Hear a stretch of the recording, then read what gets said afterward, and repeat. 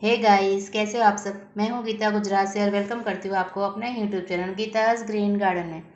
Friends, आज का topic है कि मार्च महीने में हम कौन सी सब्जियां लगा सकते हैं। मार्च और अप्रैल के महीने में तो ये कुछ वेजिटेबल के सीड्स में लेकर आई हूँ। अगर आपके शहर में आप जाओगे, एग्रीकल्चर की जो शॉप होती है वहाँ पर आप पूछोगे तो इस महीने में हम कौन सी सब्जियां लगा सकते हैं तो वो आपको बता देंगे।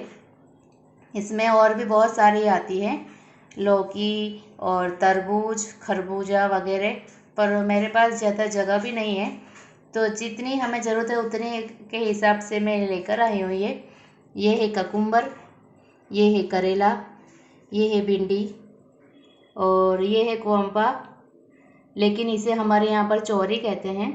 और ये है गवार की फली, और ये पहले से मेरे पास पड़े हुए थे मिर्ची के सीड्स हैं तो मैं इसे फिर से थोड़ा से ग्रो कर दूंगी। तो ये सारे ही सीड्स मैं ग्रो करने वाली हूँ। तो सीड्स इनके कुछ ऐसे होते हैं और इनके सीड कुछ इस तरह के होते हैं। ये है ककुम्बर यानी कि ककड़ी के सीड्स हैं। और करेला के सीड्स तो आप सभी पहचानते ही होंगे, करेला जो हमारे घर में आता है उसमें उसके सीड्स निकलते ही हैं।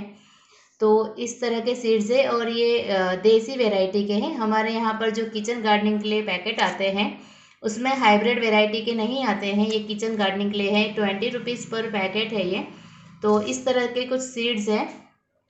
तो इनके सीड्स को मैंने 1 घंटे के लिए भिगो कर रख दिया है। ये है इसे हमारे यहाँ गुजरात में चोरी कहते हैं। इसकी सब्जी भी बनती है और बाद में इसे जब ये पक जाते हैं तो होल ग्रेन बन जाते हैं, जिसे गुजरात में कठोड़ कहते हैं।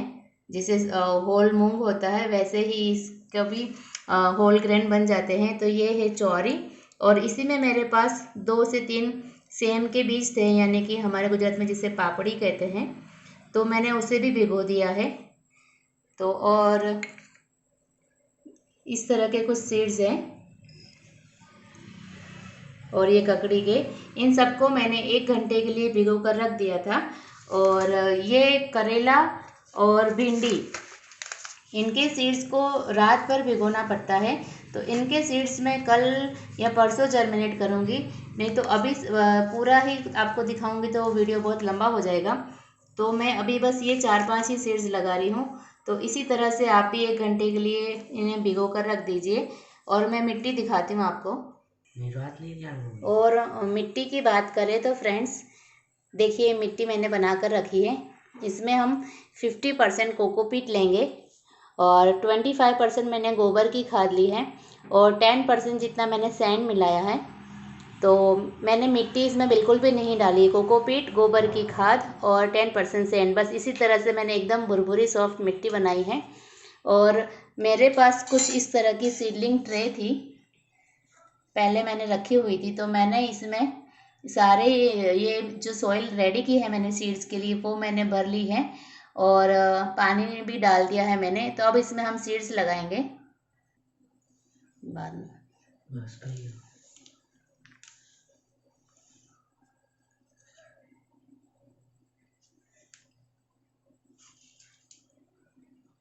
ज़्यादा नाखी देंगे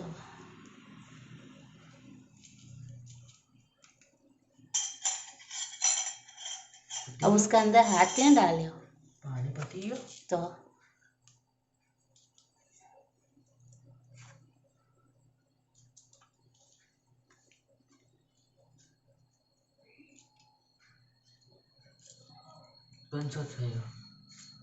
ककुम्बर रुकी जा भी पाछा बताओ लमा उसने।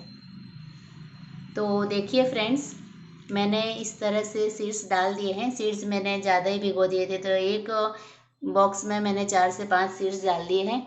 और जो हमने इसकी मिट्टी तैयार की है कोकोपीट वाली, उसी से हम फिल कर देंगे इसे।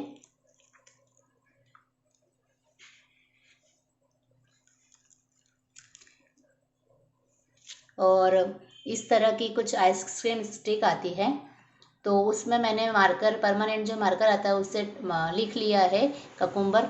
तो इस तरह से हम यहाँ पर इसी में लगा देंगे तो ये हमारा टैग बन जाएगा।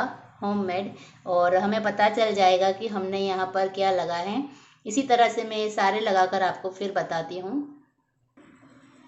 तो देखिए फ्रेंड्स, मैंने सारे ही सीड लगा दिए हैं और सारे ही टैग लगा दिए हैं।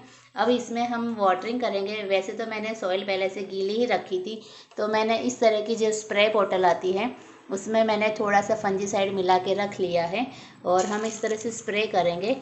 जो फुवारे की तरह में स्प्रे होता है उसी तरह से हम स्प्रे करेंगे। अगर आपके पास फंजीसाइड ना हो तो जो हल्दी होती है हमारे घर में, लेकिन प्योर होनी चाहिए, तो वो हल्दी वाला पानी भी आप डाल सकते हो।